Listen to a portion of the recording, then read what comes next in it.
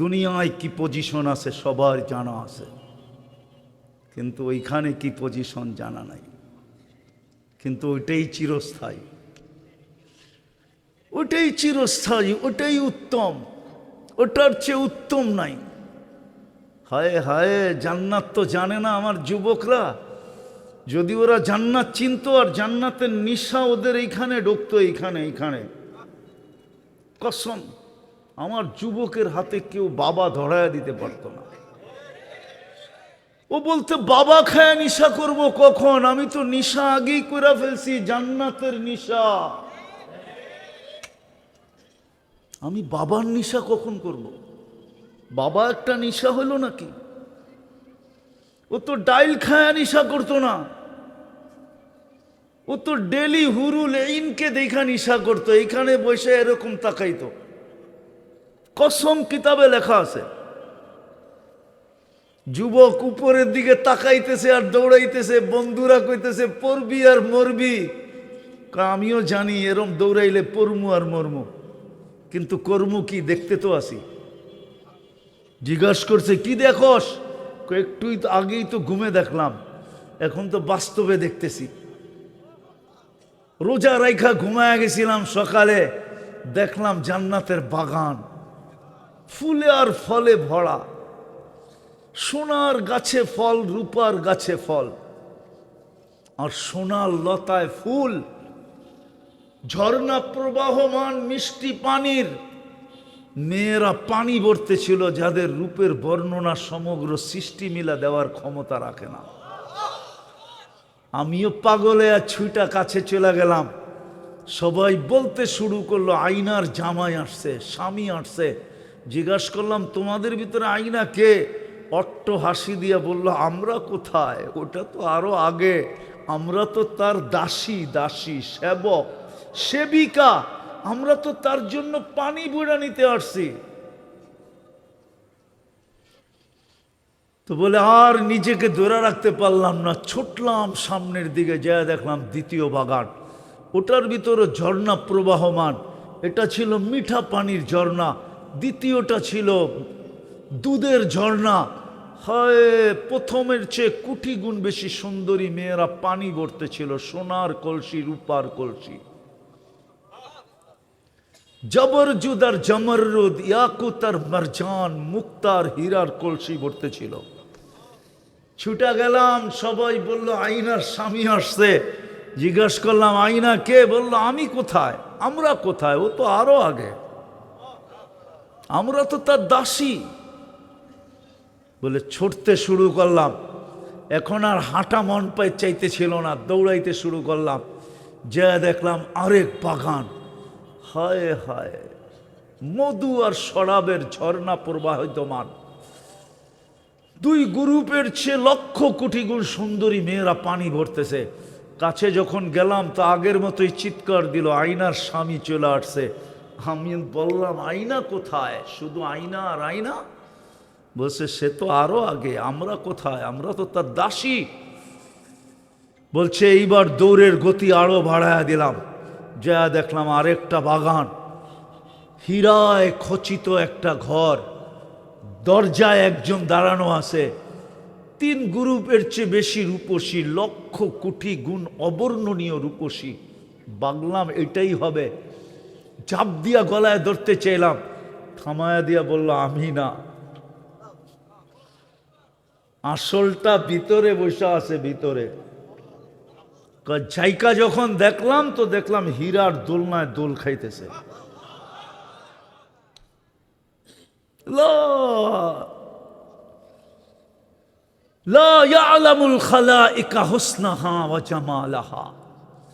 সৃষ্টির বর্ণনার বাহিরে তার হোসন জামাল। আমাকে দেখা মুস্কি মুস্কি হাসতে ছিল। বলে নিজেকে ধরে রাখতে পারলাম না, জাপ দিতে চাইলাম।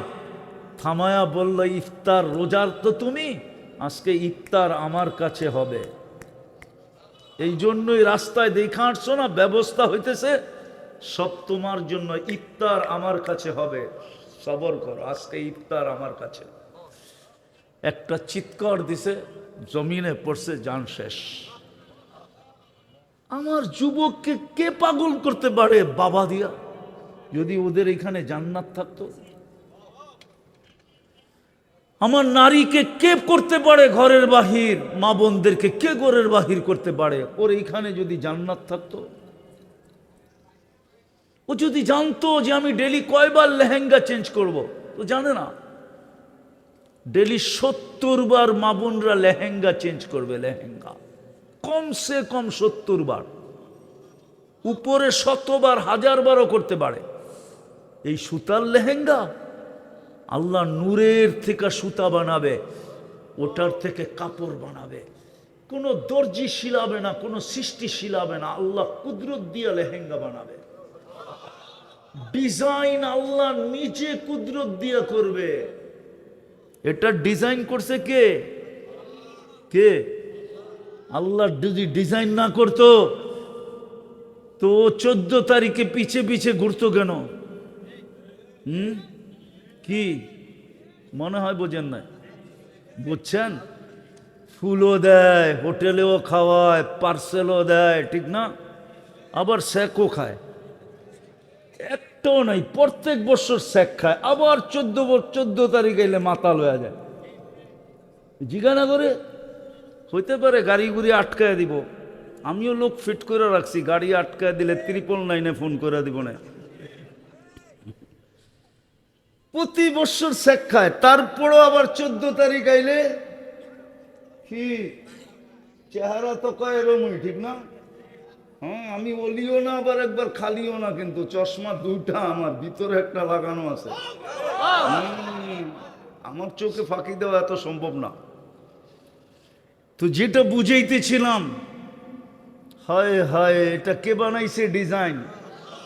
হ্যাঁ হ্যাঁ, এই জন্যই তো বিশ্বের পেয়ালা চুমুক দিতে দ্বিধা করে না।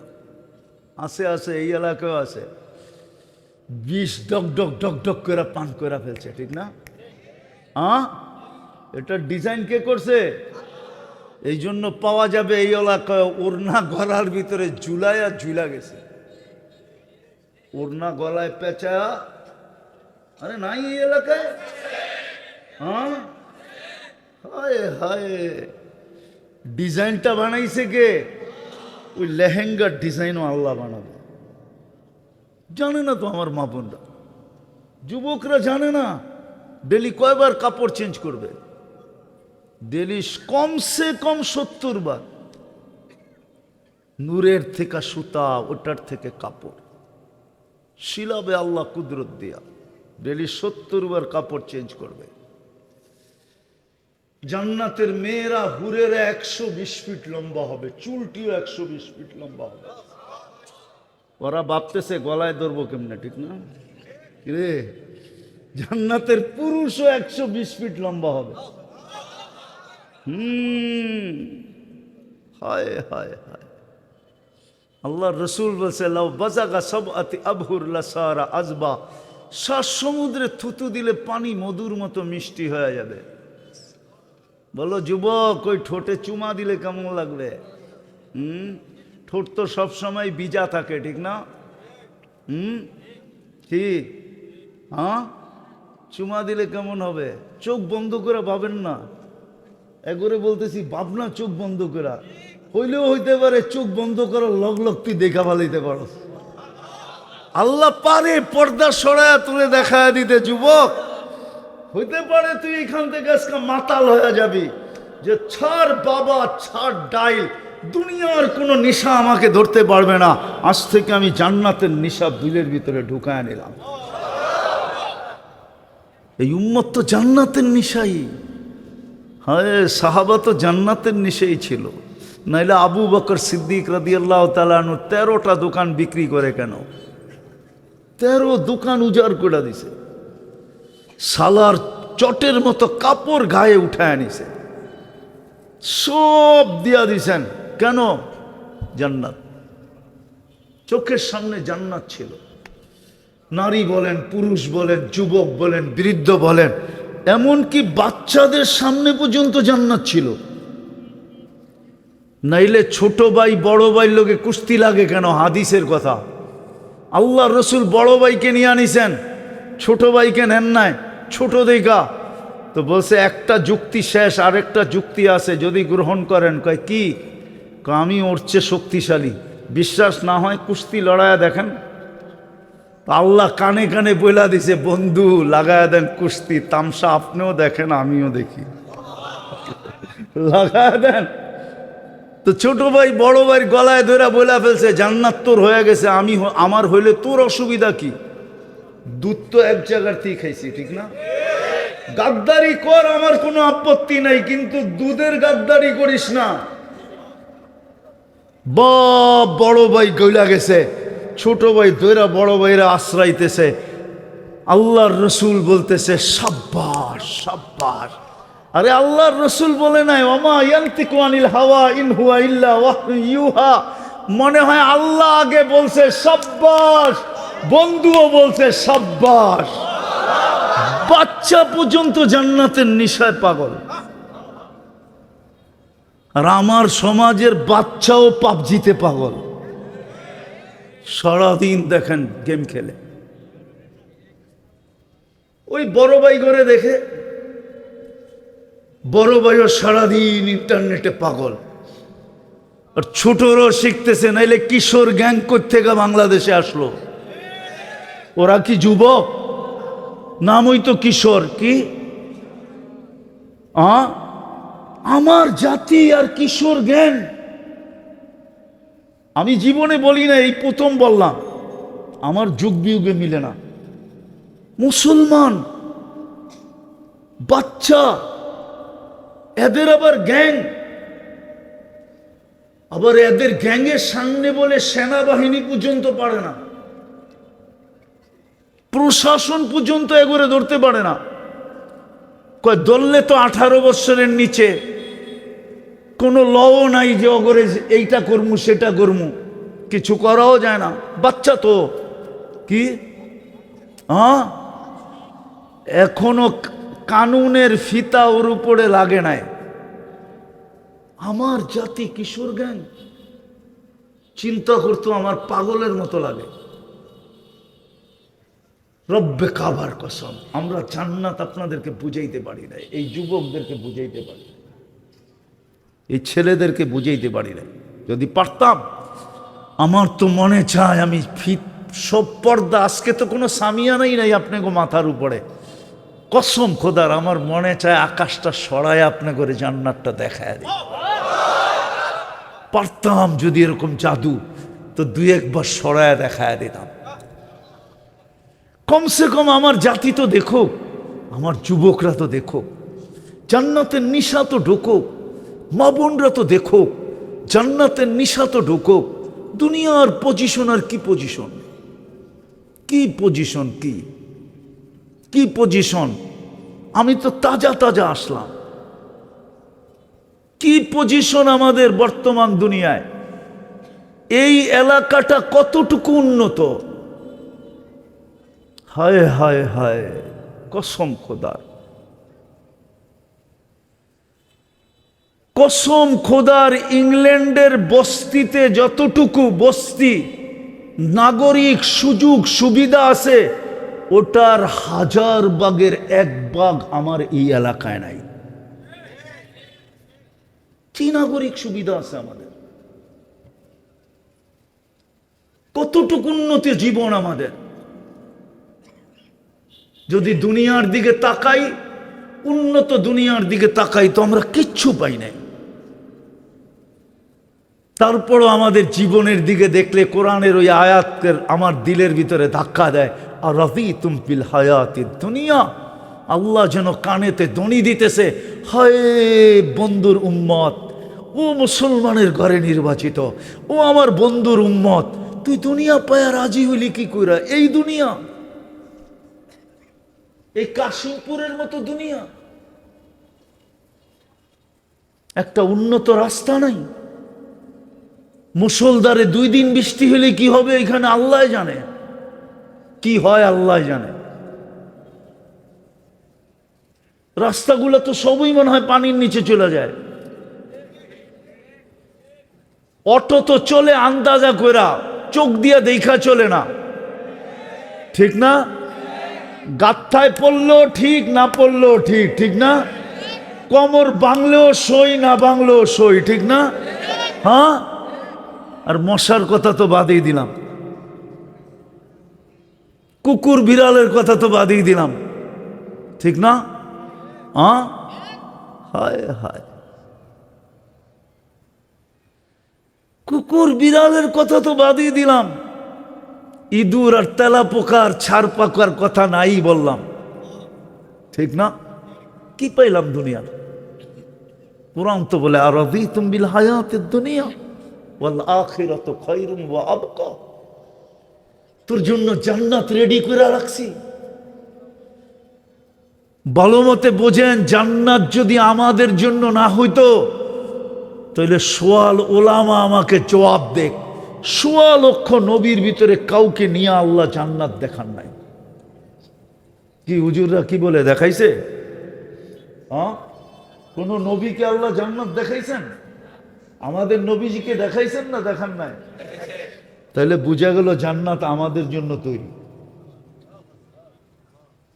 যার জন্য যেটা তৈরি হয় কমপ্লিট হওয়ার পরে তাকেই নিয়ে আগে দেখায়, ঠিক না? হ্যাঁ, আপনার জন্য যদি বাড়ি কমপ্লিট হয়, ঠিক না? কি তো ঠিকাদার নিয়ে কাকে দেখাবে? প্রথম বাড়িওয়ালাকে দেখাবে, ঠিক না? যে দেখেন কমপ্লিট, ওকে করে দেন, ঠিক কিনা, চাবি বুঝা নেন ঠিক করে, কেন আমার আরো কাম আছে। আল্লাহ মনে হয় জান্নাত আমাদের জন্য বানাইছিলেন, এই জন্য আমাদের নবীজিকে নিয়ে জান্নাত দেখায়া সিগনেচার করে রাইখা দিয়েছেন, বন্ধু কমপ্লিট, পছন্দ পছন্দ, সিগনেচার সিগনেচার, লন চাবি উম্মতকে দিয়া দেন চাবি। আপনি বলেন চাবি দিল কোত্থেকা? তাহলে আমি এই ছেলেদেরকে দিয়ে আপনাদেরকে প্রমাণিত করতেছি। ওগো মক্তবের ৩ নম্বর হাদিস হলো মিফতাহুল জান্নাতি আস-সালাহ। আপনার উম্মতকে আমি নামাজ দেই নাই, আপনার উম্মতকে তো আমি জান্নাতের চাবি দিছি, চাবি। কি মক্তবে পড়লো না? ৩ নম্বর হাদিস তো, মিফতাহুল জান্নাতি সালাহ। জান্নাতের চাবি কি? নামাজ। আপনার উম্মতকে আমি নামাজ দেই নাই, আপনার উম্মতকে আমি ডেলি আমার সাথে 5 বার কথা বলার সুযোগ দিছি। হায় হায়, একবারে মন ভরবে না, 2 বারও না ভরতে পারে, 3 বারও না ভরতে পারে, 4 বারও না ভরতে পারে, 5 বার দিলাম যেন আমার সাথে কথা বলতে বলতে মন ভরা যায়।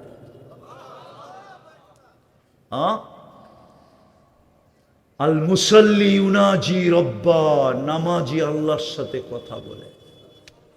কি বলে? হ্যাঁ, আপনার উম্মতকে আমি নামাজ দিই নাই, আমার কুদরতি পায়ে মাথা রাখার সুযোগ দিছি। আস-সাজিদু ইয়াসজুদু আলা কাদামাইর রহমান। আপনার উম্মতকে আমি নামাজ দেই নাই, সেজদায় যাইতে দেরি, ওরার আমার সব পর্দা সরাইতে দেরি করি না, পর্দা উঠানোর জন্য দিছি, যেন ওরার আমার মাঝে কোনো পর্দা না থাকে। ইদা সাজাদাল আব ইরতাফা আল হিজাব বাইনাহু ওয়া বাইনার রহমান। নারী পুরুষ যখন সেজদায় যায়, হায় হায়, এই জন্য মুসলিম শরীফে আছে মানুষ আল্লাহ সবচেয়ে কাছে হয় কখন? তো লেখা আছে ইদা ইয়াসজুদ, যখন সেজদা করে। হ্যাঁ হ্যাঁ, কোরআনেও আছে ওয়াসজুদ ওয়াক্তারিব, সেজদা কর তোকে নৈকট্য দিব। কতটুকু নৈকট্য দিবেন? আমার কুদরতি পায়ে তোর মাথা চলে আসবে, তোর আর আমার মাঝে কোনো পর্দা থাকবে না, কোনো পর্দা। আমি যেটা বুঝাইতেছিলাম সব জায়গায় চলে আসছে। দুনিয়ায় কার কি পজিশন এটা সকলের জানা আছে, কিন্তু এটা আমার প্রশ্ন না। আমার প্রশ্ন আল্লাহর কাছে আমার পজিশন কতটুকু, ওইখানে আমার পজিশন কতটুকু। ওই পজিশন হাতের মুঠায় উঠায়া দেওয়ার জন্য মুহাম্মদুর রাসূলুল্লাহ আসছেন। এই জন্যই সিরাত চিনা জরুরি। এই জন্যই সিরাত জানা জরুরি, যেন ওই পজিশন আমার হাতের মুঠায় চলে আসে, হাতের মুঠায়, হাতের মুঠায় যেন চলে আসে। ওই আদর্শ নিয়ে মুহাম্মদুর রাসূলুল্লাহ সাল্লাল্লাহু আলাইহি ওয়াসাল্লাম এই মাসে আসছিলেন, যেন ওই আদর্শ আমাদের হাতের মুঠায় চলে আসে। কিন্তু আফসোস আফসোস আফসোস, উম্মত সব তো চিনে কিন্তু নবী চিনে না। কি করলো এটাও জানে না, কি করবে এটাও জানে না, কতটুক প্রয়োজন রাখবো এটাও জানে না। আমরা কতটুক প্রয়োজন রাখবো এটা আমরা জানি না, আমাদের জন্য কি করছেন এটাও জানি না, কি করবে এটাও জানি না। না জানার কারণেই আজকে নবীর রঙে কেউ রঙিন না। আমি শেষ করে দিতেছি, উঠি না, আমিও শেষ জায়গায় চলে আসছি। বলেন তো কবরের প্রথম প্রশ্ন কি? মান মান না, ইমাম বুখারী বলে না, ইমাম মুসলিম বলে না, ইমাম বুখারী 15 থেকে 20 জায়গায় এই হাদিস আনছেন। কবরের প্রথম প্রশ্ন হবে মা কুনতা তাকুলু ফি হাদার রাজুলি মুহাম্মাদিন। প্রথম প্রমাণ করো তুমি আমার বন্ধুর রঙে কতটুকু রঙিন ছিলে, বলো আমার বন্ধুকে তুমি কতটুকু চিনতে, আমার বন্ধুর সাথে তোমার ঘনিষ্ঠতা কতটুকু ছিল, বন্ধুর রঙে তুমি কতটুকু রঙিন ছিলা, বন্ধুর আদর্শে কতটুকু আদর্শবান ছিলা, আগে এটা প্রমাণ করো। হাদিসে আছে এক ব্যক্তিকে জিজ্ঞাসা করবে, সে প্রমাণ দিবে মুহাম্মাদুর রাসূলুল্লাহ, বলবে উনি আল্লাহর রসুল, উনি আল্লাহর, জিনা বিল বাইয়িনাত, উনি আমাদের কাছে নিদর্শন নিয়ে আসছেন। আমান্না ওয়াত্তাবা'না, বুখারীর হাদিস নম্বর ভুলে গেছি আমি, 4th পাড়ায় আছে, আমি গত পরশুদিন পড়াইছি।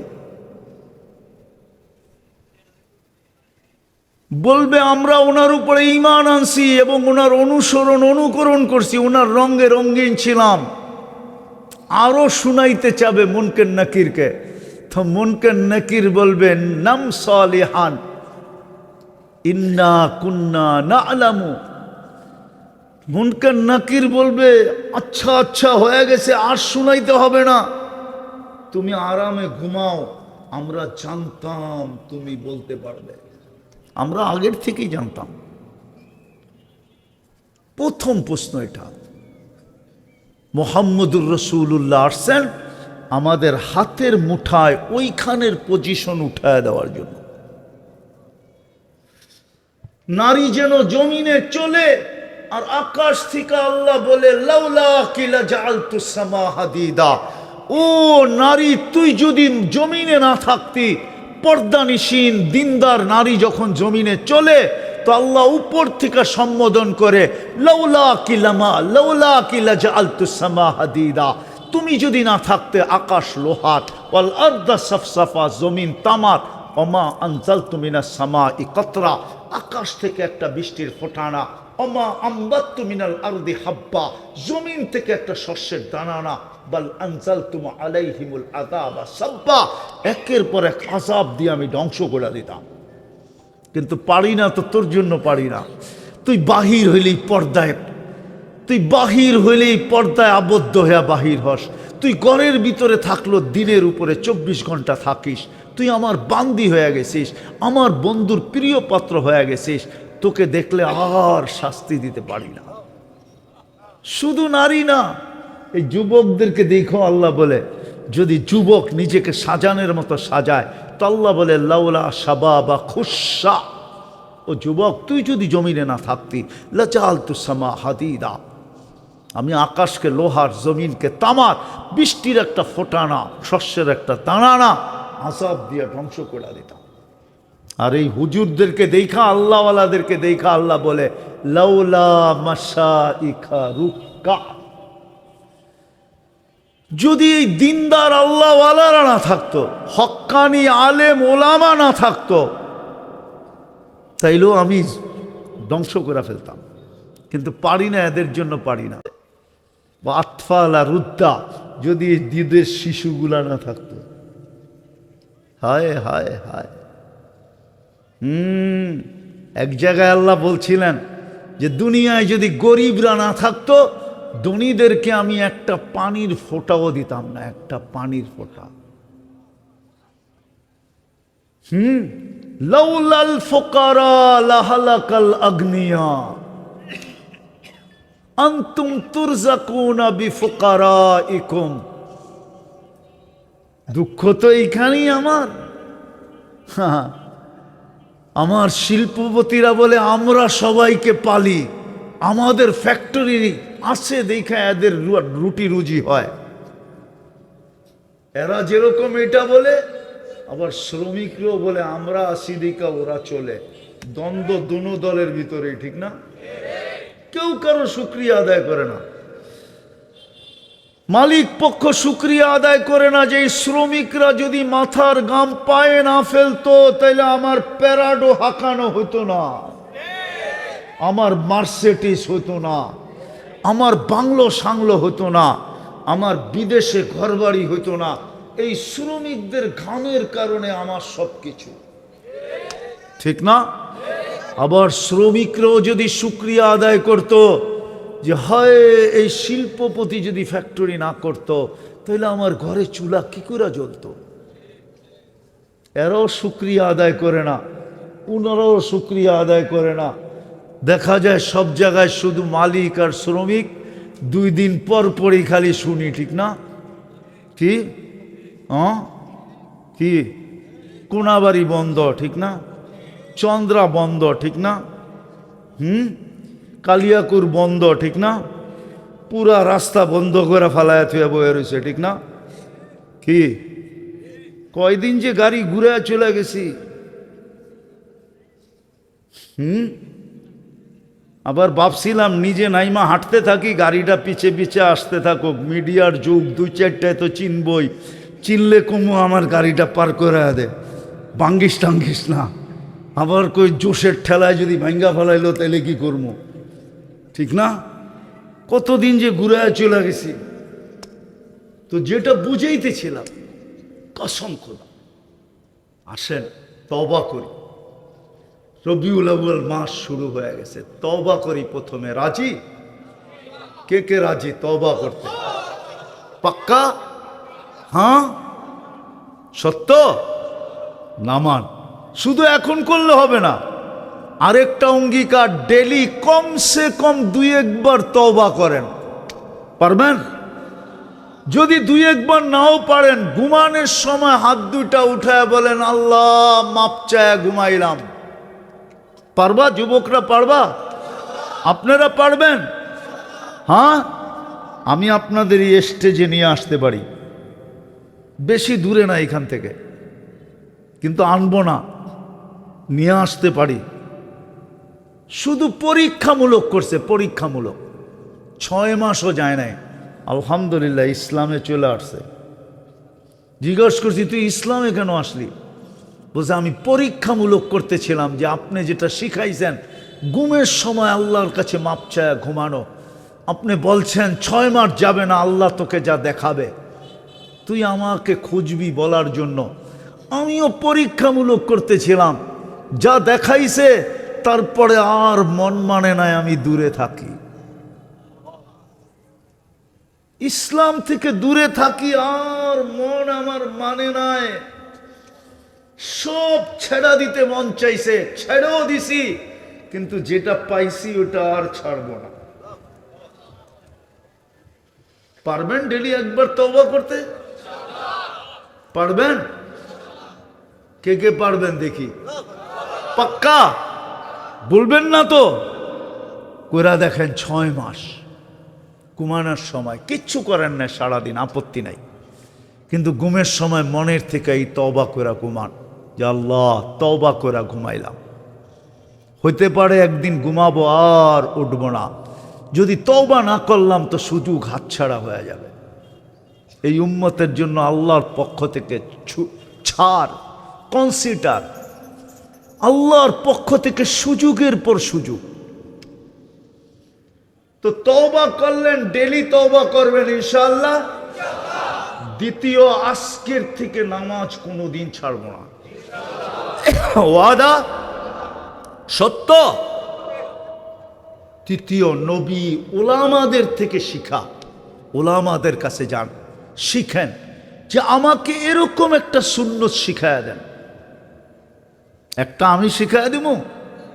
হ্যাঁ পারবেন? এইখানে একটা জিনিস বসাইতে পারবেন? এইখানে চিনেন? এইখানে? আরে আমার ইশারা বোঝেন কোথায়?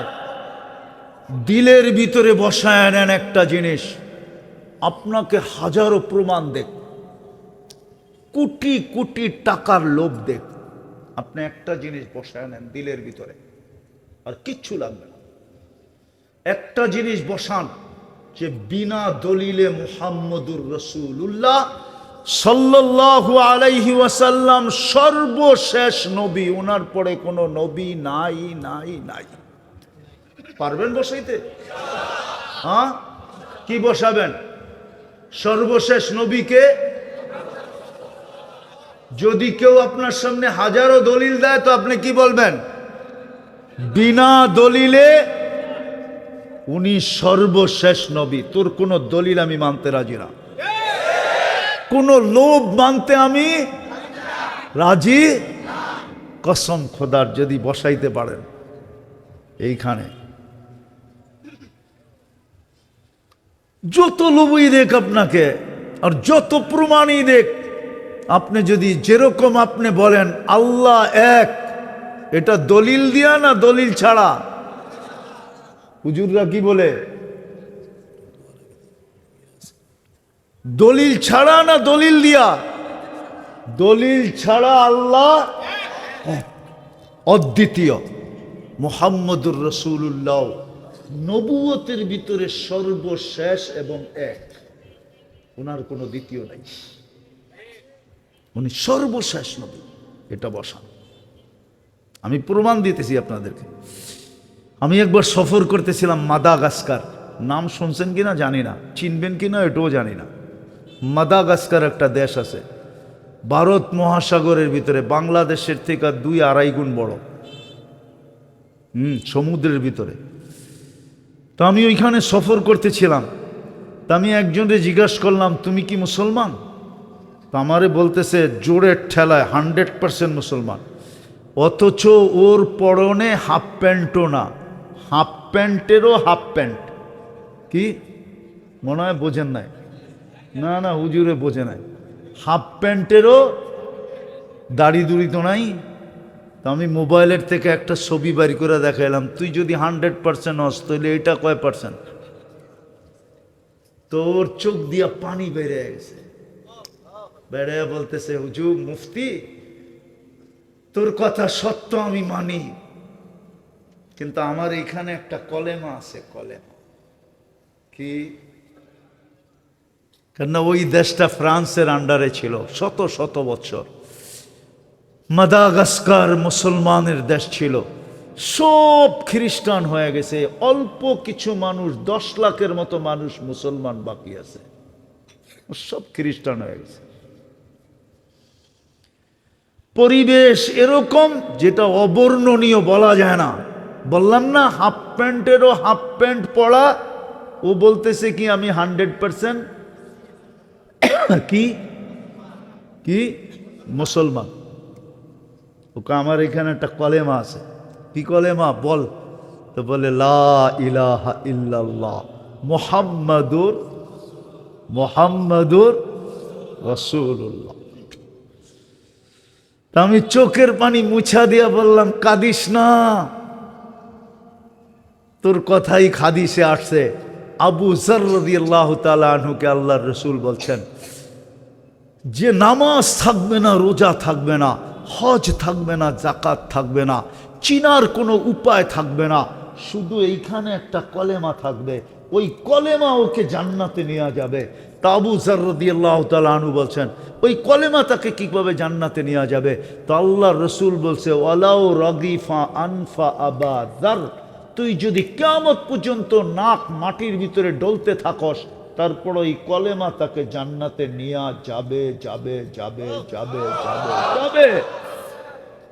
এই জন্য আমি জোর দিয়া বলি, আপনার এইখানে যদি আজকে বাংলাদেশের এই প্রেক্ষাপটে এই কথা বসাইতে পারেন, আপনাকে হাজার দলিল দেখ, প্রমাণ দেখ, লক্ষ কোটি হাজারো কোটি টাকার যদি আপনাকে লোভ দেয়, আর আপনি যদি এইখানে বসাইতে পারেন যে সর্বশেষ নবী মুহাম্মাদুর খাতামুন নবিয়্যিন কে মুহাম্মাদুর, ওনার পরে কোনো নবী, ওনার আগেও কোনো নবী, উনি সর্বপ্রথম ঘোষিত নবী, সর্বশেষ নবী যদি এখানে বসাইতে পারেন, তাহলে ইনশাআল্লাহ এই বিশ্বাস আপনাকে জান্নাতে নিয়ে যাবে যাবে যাবে যাবে। আর যদি একটু আপনার এটার ভিতরে সুতা পরিমাণও যদি এদিক ওদিক হলো, তাহলে ফাঁসা যাবে। বর্তমান প্রেক্ষাপটে এটা দিলে বসানো সবার জন্য জরুরি। শুধু বসানো না, এটাই প্রচার করো। আমি যুবকদেরকে বলি, তোমরা এটাই প্রচার করো। সর্বশেষ নবী কে? মুহাম্মদুর রাসূলুল্লাহ সর্বশেষ। আমার এই কথাটাই তোমরা তোমাদের মতো গুছায়া প্রকাশ করো, প্রচার করো। হতে পারে তুমি কবরে দেখবে তো দেখবে, এর আগেই দুনিয়ায় থাকা অবস্থায় স্বপ্নে দেখবে, তারপরে কবরে যাবে। তো নবীর সুন্নত আদর্শকে নিজের জীবনের সঙ্গী বানাই। একটা হইল ওলামাদের কাছ থেকে শিখা। ওলামাদের কাছে এরকম সুন্নত আছে, একটাই গুটি, কি একটাই গুটি, আরে জোরে কোন না, মারামারি হইব নাকি? একটাতেই গুটি লাল হয়ে যাবে, এক সুন্নত জান্নাত। শোনায় দিব একটা, বড় লম্বা হইতেছে না তো। হুজুরে পড়ছে আবু দাউদ শরীফ, জিজ্ঞাসা করেন পড়ছে কিনা। ওটা যিনি লেখছে ওনাকে আল্লাহ মাফ করে দিছিলেন শুধু 2 টাকার কারণে। কয় টাকা? খালের ওই পারে একজনে হাসি দিছে, আর হাসি দিয়া জোরে বলছে আলহামদুলিল্লাহ। এখন হাসির জবাব দেওয়া সুন্নত, ইয়ারহামুকাল্লাহ বলা সুন্নত। যে আলহামদুলিল্লাহ শুনবে সে ইয়ারহামুকাল্লাহ বলবে। কিন্তু ওনার আওয়াজ ছিল ক্ষীণ। ওই বেটায় খালের ওই পারে, উনি এই পারে আওয়াজ দিলে ওই পারে যাবে না। তো উনি 2 টাকা দিয়া নৌকা ভাড়া কইরা খাল পার হইয়া ওই পারে যায়, কাছে বলছে ইয়ারহামুকাল্লাহ। শুধু নবীর সুন্নতের ভালোবাসায়। সাথে সাথে উপর থেকে আওয়াজ আসছে, গফারনা লাক ইয়া আবা দাউদ। আবু দাউদ, তুই আমার বন্ধুর আদর্শকে এরকম মূল্য দিলি, আর আমি তোকে মূল্য দিব না তো হয় কি কইরা? তুই 2 টাকা খরচ করা সুন্নত আদায় করলি, আমি তোর জীবনের গুনাহ মাফ করে দিলাম। হুজুরদের ওস্তাদরাও মনে হয় হুজুর করে শোনাইছে এই কাহিনী। আপনি আর আমিও যদি একটা সুন্নত শিখি, শিখবেন? আরে হুজুরদের কাছ থেকে শিখবেন, একটা শিখেন যেটা দিয়ে পার হয়ে যাবেন।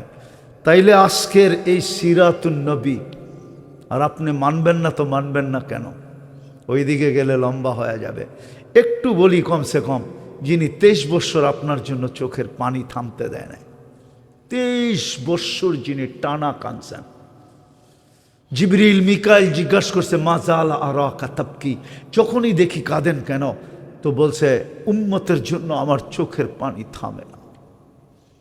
যিনি কাঁদতে কাঁদতে দুনিয়ার থেকে চলে গেছেন, যিনি এখনো কবরে আমাদের জন্য কাঁদেন, যিনি কবর থেকে উঠবে আমাদের জন্য কাঁদতে কাঁদতে, ইয়াকুম ওয়ায়াবকি ওয়ায়াকুল জিবরিল আইনা উম্মতি, উঠবে কাঁদতে কাঁদতে আর বলতে বলতে আর বলবে জিবরিল আমার উম্মত কোথায়, ময়দান তো খালি।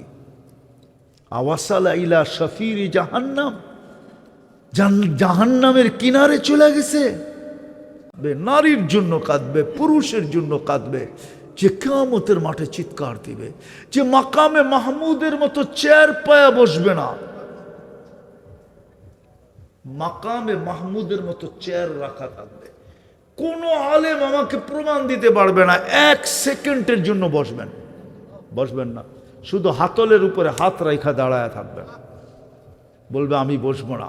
আমি তো 3 জায়গায় উম্মতের জন্য ছুটতে থাকবো আর চিৎকার দিতে থাকবো, পিছন থেকে আল্লাহ আওয়াজ দিতে থাকবে, সালতোতা বন্ধু চাইতে থাকেন, আমি দিতে থাকবো, শাফি তুষাফা সুপারিশ করতে থাকেন, আমি মঞ্জুর করতে থাকবো, তারপরও চিৎকার থামাইতে পারবে না। কেননা দুনিয়ার থেকে বলতে বলতে গেছেন, লান আরদা হাত্তা ইয়াকুনা ওয়াহিদ মিন উম্মতি ফিদ নার, একজন উম্মত জাহান্নামে থাকা পর্যন্ত আমি আপনার উপরে রাজি হব না, না, না, না, না। ওই রসূল, উনারই রঙে রঙিন হওয়ার নাম সিরাতুন নবী। হবেন ইনশাআল্লাহ, ওয়াদা? হ্যাঁ। নামান দোয়ার আগে আপনাদের কাছে একটা ছোট অনুরোধ, যদিও আমার আগের বক্তা করে গেছিলেন, এখনো আপনাদের কাছে ছেলেরা যাবে,